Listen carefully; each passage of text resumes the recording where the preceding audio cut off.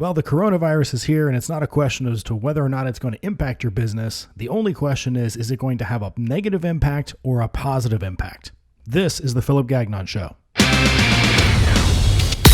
This is the #1 podcast for real estate brokers and leaders. You're listening to the Philip Gagnon Show. Hello and welcome to this episode of the Philip Gagnon Show. I am your host, Philip Gagnon. With me today is the always entertaining Mr. Francois Gagnon. How are you? I'm good, Phil. How you doing? I'm good, thank you. So luckily, I'm not sick, so I'm really happy to be here. Funny you say that. Unless you've been living under a rock lately, you've heard about the rampant spread of the coronavirus that's been running around and wreaking havoc on markets and interest rates and activities and all that kind of stuff. So that's what we'll be talking about today, is the coronavirus and what all of this means and what we should be doing about it. So obviously you do a lot of stuff in Europe and spend a lot of time there. How does the timeline of the spread of this in Europe compare to the U.S.? It's very similar. Probably at this point, what's going on in Europe is maybe a delay of a couple weeks, I would say, whereas some other things take longer. But everything that's going on here goes on in Europe, and especially with this Corona, my Sharona, it's the same thing that's going on, and we're hearing about it, and everybody's actually sick of hearing about it. Literally, no pun intended in your bun. It's there, and we got to live with it. And my point is that if you've got to live with something, you can either suffer through it or use it to your advantage to do something out of it. You know, if life gives you lemons, make lemonade. And this, to me, is a whole bunch of possible lemons to go with the Corona. So, I think those are limes. Yeah, I know, limes. But limes didn't work well with the joke. So I'm using lemons. I'm using lemons. So did it hit Europe first, or did it hit the U.S. first, or was it the same time? I think actually time-wise, I think it kind of hit Europe first. I think there was this whole pocket in northern Italy that was hit a lot worse than anywhere else. And as a matter of fact, the numbers still, as of today, are much higher there than there are anywhere else. There's a few theories as to why that is, which is that part of Italy has the highest percentage of population of elderly people. They're older, they're weaker. And by older, I'm not talking about 50-year-olds or 60-year-olds. I'm talking about people that are well into their 80s and 90s who perhaps are not as healthy, they're not as strong, they're immunocompromised or whatever the case may be. So maybe it infiltrated there just like it did in all these other places. But because there's such a higher rate concentration of people in that age group, then they wind up being in a situation of being affected by this much more than you would in another population area that has a lower age group. So we're seeing a couple weeks head start in Europe, if you will, compared to here? I think now it's starting to level out, and okay. I think we're probably going to wind up with the same, in the U.S. that we're seeing in Europe. So I don't think there's going to be that much difference what's going on. Because obviously this creates a lot of hysteria around it, and as it spreads and becomes more prevalent, there's more hysteria, and then that fuels the whole thing. So I'm just wondering if we can forecast what's going to happen here based on what's happening there if it was there a week or two in advance. Oh, let's talk about hysteria. So talking about hysteria. So the good thing about going older is that you've seen the movie before. I just want to go, and I know people are sick and tired of hearing about this, my coronavirus, and it's terrible, and what's going to happen, and this and that. And I understand, and I'm sick of hearing about it too. And I mean, literally, this just hearing about it is making me sick, not because of the virus. Just I'm sick of hearing about fatigue. it. I'm sick of hearing about it. But it's there, and you're hearing about it. I'm hearing about it. Here's what happens. If you're a real estate broker, then your agent's hearing about it. And if you're an agent, your customers, which are your buyers and sellers, are hearing about it. And I think that needs to be addressed. But talking about listeria with my corona, let's look back for a little bit on a few years. First of all, if you recall, at the end of 1999, Y2K was going to kill us all. The end of the world. The end of the world. End of society. Computers were going to blow up.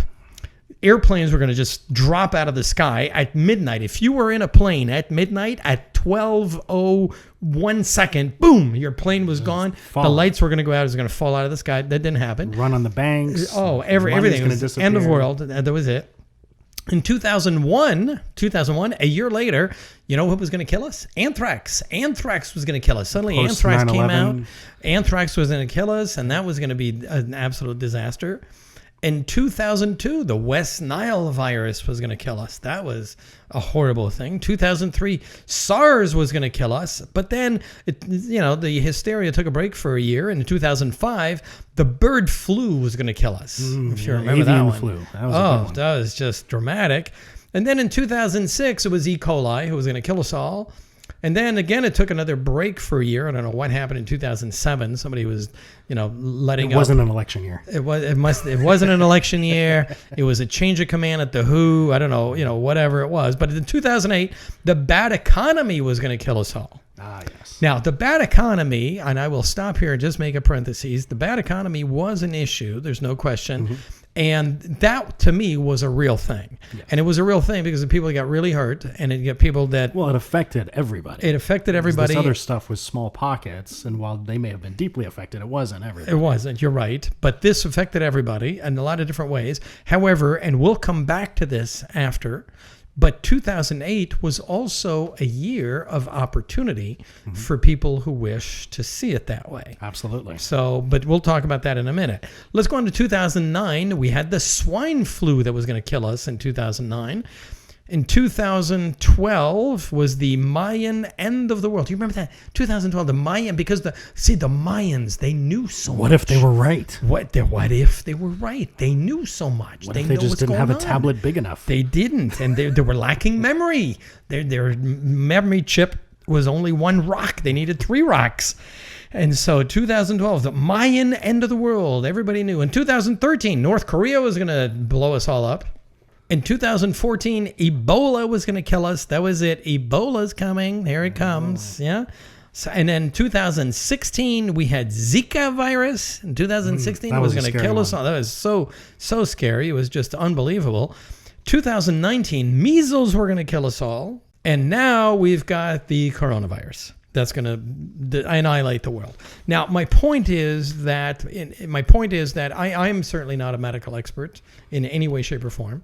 And so I'm not going to, talk about the effects and the possibilities and the risk and the fact that, experts are saying it's much lower and experts are saying that I don't know. I don't know. And it doesn't matter. And I don't care. I'm not going to change my life because everybody's talking about this.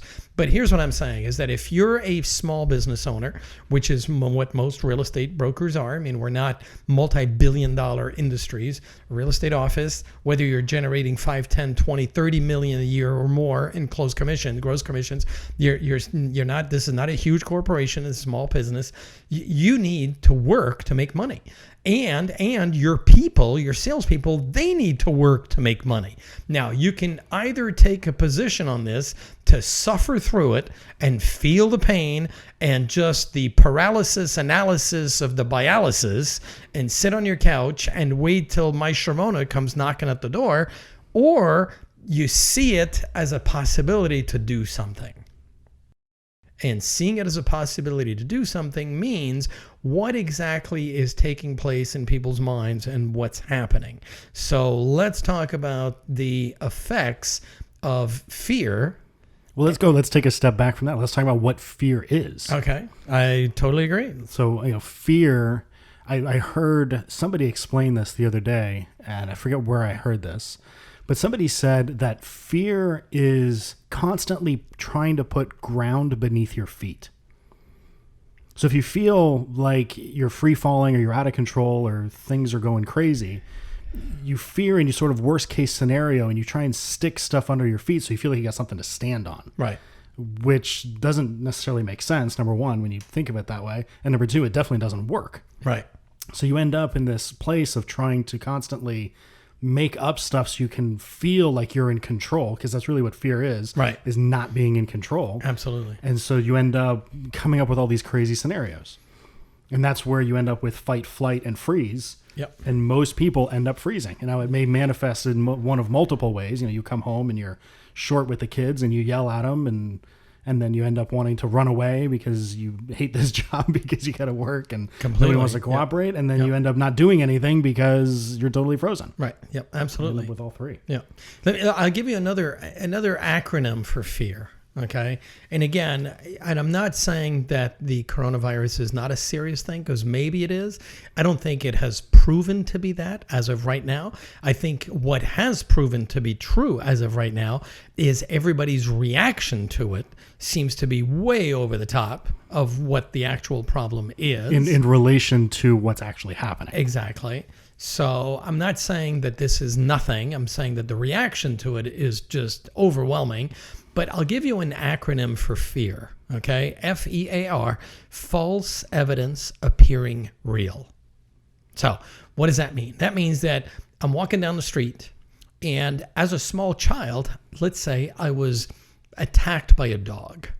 And so I'm scared of dogs. I fear dogs because of what happened, which is perfectly understandable and perfectly justifiable. I'm walking down the street. I see a guy coming with his dog towards me. How do I feel? I feel awful. I feel fear because I am scared to death that this dog is going to jump up and bite me, scratch me, bark at me, scare me, whatever you want to call it. I want to cross the street.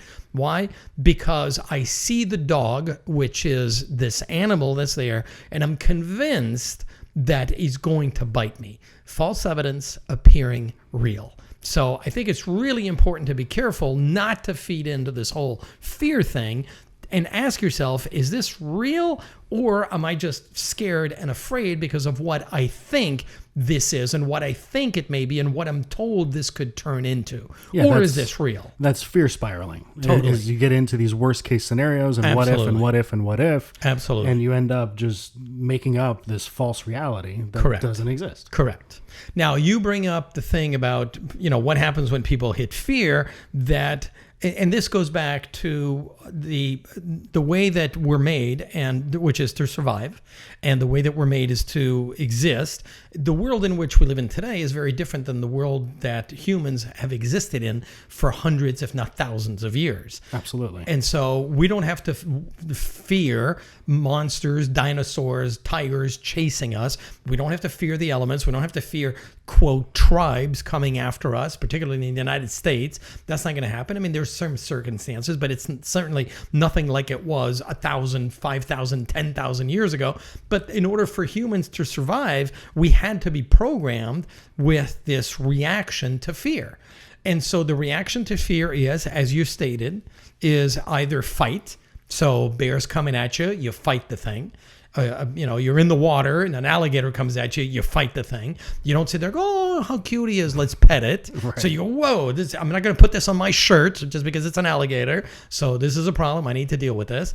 Or, so if it's not fight, then it's flight.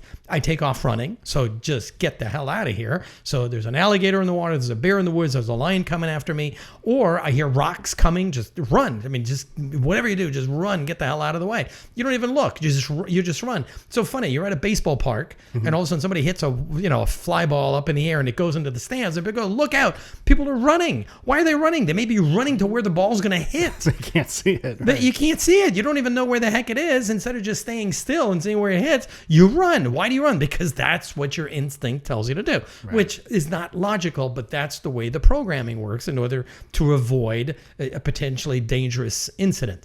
Or the third possibility is to freeze. Okay, so all of a sudden something happens, boom, you just drop dead, you freeze, you don't move, you're totally stiff, and you moving your legs, moving your arms becomes very difficult. Unfortunately, or fortunately, what happens today with a lot of people in dealing with fear is exactly that, is that paralysis that is caused by fear. So I think that today we are in a situation with this whole coronavirus problem, let's call it that, this whole coronavirus problem, and then the consequences that it's causing. We are in a situation to say, how am I going to deal with this? And everybody's screaming, look out. And I think that as a real estate broker, company owner, or as a salesperson, as an agent, if you stop and you hit the brakes to look around, by the time you figure out what happened, you're going to have lost time, you're going to have lost business, you're going to have lost money, and worse, you're going to have lost opportunity. opportunities. And you're going to have lost opportunities because there's things that you could do in this situation that perhaps you didn't do because you froze. And you froze because that was the natural tendency and a natural thing to do. So the other part of this that's scary is creating habits. So if this goes on for a month, 2 months, 3 months, and everybody's freezing and not doing anything, well, what's going to happen if at some point this goes away? What kind of habits are you going to have developed over the last 3 months? You're going to have developed habits of not prospecting, of not recruiting, of not going out there and doing the things that are going to make you productive. Absolutely. And so you end up in a worse place. Yep. The other part that's scary about this in real estate is the lead time. Right. If you think of the lead time in recruiting agents or the lead time in selling a house, you're looking at 3 to 4 months from, contact to close. Yep. So you may not feel it today. So you may do nothing this whole month while this is happening, or 2 months. Right. But then in 4 months, this whole thing, let's just say, blows over and is gone, and then you've got no closings. Absolutely. And now what? And then you might be looking for another 3 months to 4 months before you cash Now any money. you got to start over. So you're out of money for a year. You're out of the real estate business. Absolutely. So you cannot sit still. You can't sit still, and you can't freeze, and you can't wait for the frickin' train to hit you. Is on the contrary, this is the time to accelerate.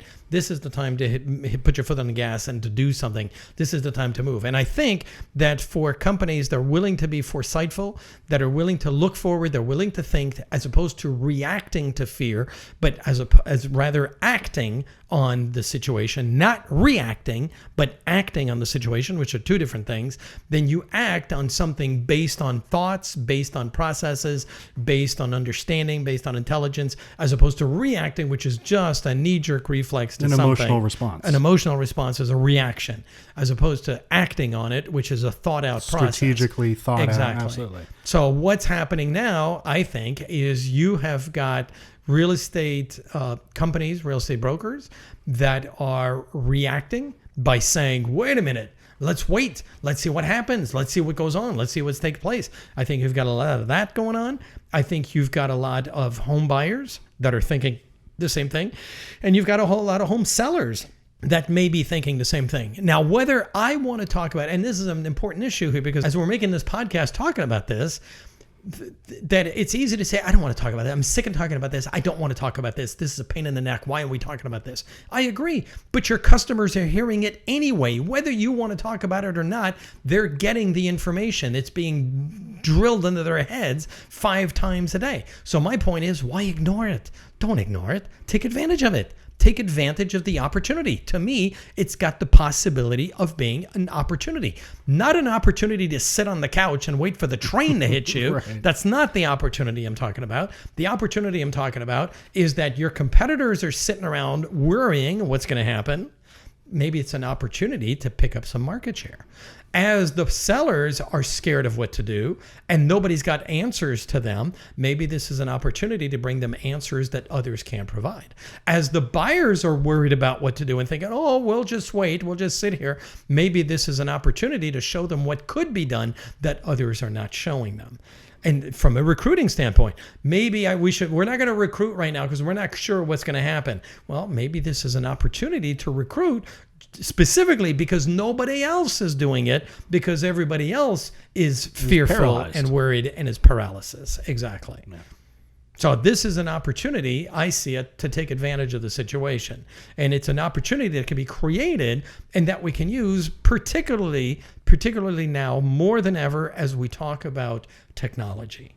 Okay, so much is talked about, oh, technology is going to replace real estate brokers and technology is going to take over their place. And we're not going to need real estate brokers anymore because the technology is going to take over everything, which to me is all a bunch of nonsense. I mean, I can't, that's not going to happen in my lifetime. And that's not because I'm planning on dying next week. So that's not going to happen. And the reason it's not going to happen is because we provide a service and we provide a service that is needed. Now, what's important to understand, however, is that the technology is a tool. And the technology is a tool that needs to be used. Technology, humans without technology, and here's if there's a quote on technology that I'd like to be remembered for, it's the following, and that is that humans without technology are inefficient. Humans without technology are inefficient. Technology makes us efficient, but technology without humans is useless. It's totally like having my refrigerator talk to Alexa is a total waste of time. Like, what the hell do I need that for? Right. Alexa's going to tell it when to open the door and when to turn down the temperature. I mean, this is stupid. So technology needs humans, and humans need to use the technology to become more efficient. So let's take a look specifically at what's going on today with this coronavirus. Okay, and with this virus and what's taking place, what are we told? That groups of people should not congregate together. So maybe homeowners don't want you at their house. Maybe they don't want to have a bunch of people coming through the house. Maybe they don't want to be coming through open houses. Maybe buyers don't want to be going to open houses.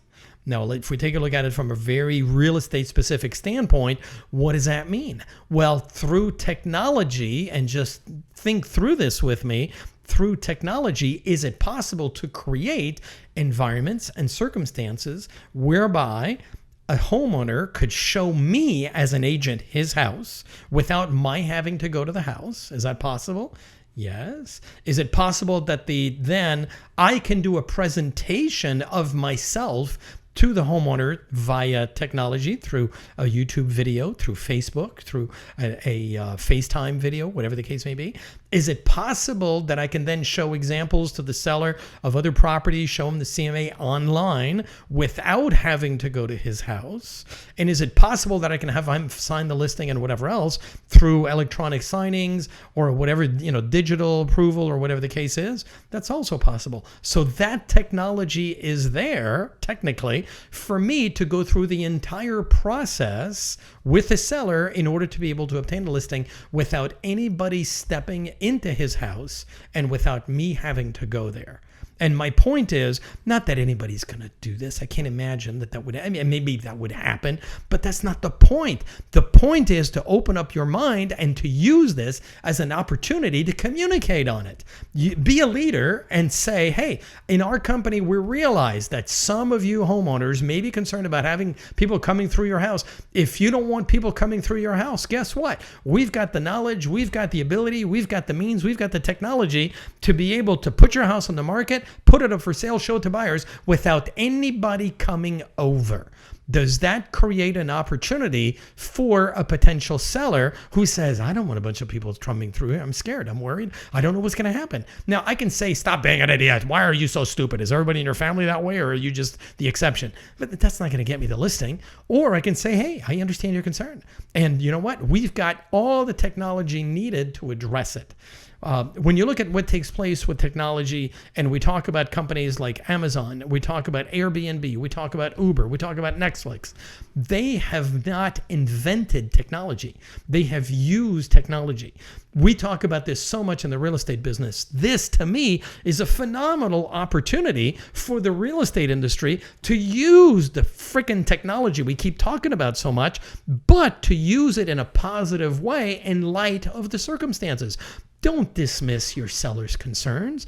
Don't dismiss the buyer's concerns. On the other hand, why not use the technology to say, look, I understand how you're feeling, and I know many people who felt exactly the same way until they found out that we could help them put their house on the market without having buyers come over or look at properties without having to go anywhere.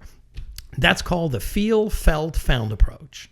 I understand how you feel, and I know a lot of people who felt the same way until they found out what we could do for them under these circumstances and what we could do for them to help them market their home and put it up on the market. How many companies are out there that have access to all of this technology? The technology is not a problem. However, that you're having to congregate, you're having to have meetings, you have to have group people, and all of a sudden maybe we don't have to do that, and now we've got the opportunity through the technology not to have to do that, which is going to provide the same service and perhaps maybe better service. I don't know. Who knows? But my point is that you can't, as a small business owner, if you're a real estate broker, or as a salesperson, you can't just sit there and wait and see what's going to happen. By the time you figure out what's happening, you're going to be dead. I mean, how many real estate salespeople can go for 6 months without earning a paycheck, without earning a commission? Most can't. You can't do that. So you need to get out there, and this is not the time to put the brakes on while you're in the train station or you're on the railroad contracts, this is the time to accelerate. You need to even be more proactive in talking to sellers, talking to buyers, contacting them, going and door knocking, going to meet them, talk to them on the phone. If you knock on the door and they don't want to open the door, say, hey, I understand. It's not a problem. Tell you what, I'll slip my card on the door. I'll leave it on the doorstep. Give me a call and I'll give you a whole presentation online. You don't even have to open your door, just through the computer. And the viruses you're going to get through the computer don't jump from computer to humans. So that's the good news. The viruses you get on the computer stay on the computer. As of right now, they haven't learned to jump yet. Apparently with dogs and bats, it's supposed to be a little bit different. But as far as the computer is concerned, it stays on the computer. So there's absolutely no danger and there's nothing to lose if you go ahead and do that. So my point is, look at this as a potential opportunity, because you can't sit still and you can't wait and see what's going to happen. A broker's got to make money and a salesperson's got to make money. And the only way you're going to do it is by getting out there and just adjusting the sails, because the winds have changed. Don't get off the boat. Don't give up sailing. Don't decide to stop. Don't decide to get into scuba diving or try to swim the boat back to shore. Just adjust the sails. That's all it is. Adjust the sails. And if you adjust the sails to the changing winds, maybe you can take a huge advantage of it that others haven't looked at or haven't thought about. So that's my point, is to take advantage of that situation as opposed to fearing it, or as opposed to having to put up with it and to deal with it when perhaps you didn't really need to do that at all. Any additional thoughts in closing? Well, in closing, Phil, I think this creates an opportunity for leadership. Okay, so what exactly is leadership? I mean, there's 198,000 definitions of leadership, and I'm sure mine is not any more brilliant. Well, I'm sure it's not any more brilliant than so many that have already been stated by lots of great people on leadership. But in this particular instance, I'd say my definition of leadership is two things. Number one is to have a vision. So you've got a situation here with this coronavirus. What is your vision to deal with this? What are you going to do with this? You're either going to instill more fear. You're either going to instill more paralysis. You're either going to tell me, oh, this is awful. You think it's awful. I think it's awful. Everybody thinks it's awful. This is so awful. What are we going to do? So that's one way to deal with it. Or you're going to have a vision, and the vision is to say, okay, let's adjust the sails on the boat, and what can we do with the changing winds? People need to sell, people need to buy, salespeople need to make sales, and brokers need to have agents that get recruited and agents that are productive. So what's the vision to do that? And I think we've talked about a whole bunch of different things that can be helpful in doing that. So first of all, you got to have a vision. Second of all, you got to communicate. If you're a leader and you don't communicate, a leader in a box is not a leader. I mean, you got to communicate. And to communicate, and here's what, to me, leaders need to communicate. If you're a real estate broker, you're the leader of your company, you're the leader of the organization, you need to communicate with your salespeople. That's absolutely critical. And you need to let them know that salespeople are making sales and salespeople are getting listings, buyers are visiting, and sellers are selling. So that and salespeople are being successful. And that's the message that the broker needs to communicate to his salespeople. And if you're a salesperson, you're also a leader. And you're a leader in your market area. You're a leader to your potential clients. You are the one that they turn to and say, how bad is it? Is this like awful? Like, are we going to be able to sell? Are we ever going to be able to buy? Is anybody buying anything? Should we just stop? Should we just like stick our head in a hole and just eat grub for 6 months and then stick our head out and see what happens? They're looking to you for opinions. They're looking to you for leadership. As a salesperson, they're looking for that. So give it to them. Give them leadership. So if you're a salesperson, you say, well, I'm not a leader, I'm just a salesperson. No, you are a leader. You are the leader of your customers. And your customers look at you as a leader. You're an opinion leader. So you've got to let them know, and here's my to-do, you need to communicate more than ever, through videos, through photos, through social media, on whether it's on Facebook, on Instagram, on Twitter, on YouTube, whatever it is that you do, you have got to communicate that good stuff is happening. That you are taking listings, and you're taking lots of listings, and you're making sales, and you're doing lots of sales, and buyers are selling and sellers are buying, or buyers are selling their properties and the buyers are buying the properties, and everything is going fine, and it might be more difficult, and they might have more questions, but you need to be the one to set the example. So the broker needs to set the example for his salespeople, and the salespeople need to set the example for their customers. Let them know that things are going good, and that the market is good and the interest rates are low and this is a good time to buy, and that there are people that are doing it. And you can do that today. I mean, the night, again, I go back to this being old bit, but it's so true. I can remember we're thinking about, it'd be great to do a video. You had to hire a freaking theater, comedy, cinematography, Steven Spielberg, whatever, Luke Skywalker team to come and make a video for $100 gazillion. Today, you can do whatever you want for free. It doesn't cost you anything. All you got to do is you got to have the courage. You got to have the courage to do it. And you have to have the willingness to do it, but it doesn't require any money, and it doesn't take a whole lot of talent, because the ability comes as you do it. The first times you communicate, if you haven't done it before, you're going to think you suck. You're going to think you hate seeing yourself. But guess what? Everybody thinks that. So just get out there and do it and communicate. So what does a leader do? A leader's got vision. Like, what's his vision? Where does he need to go? Where does he want to go? And which way is he going to get there? And then if you have to readjust your route along the way, then adjust it.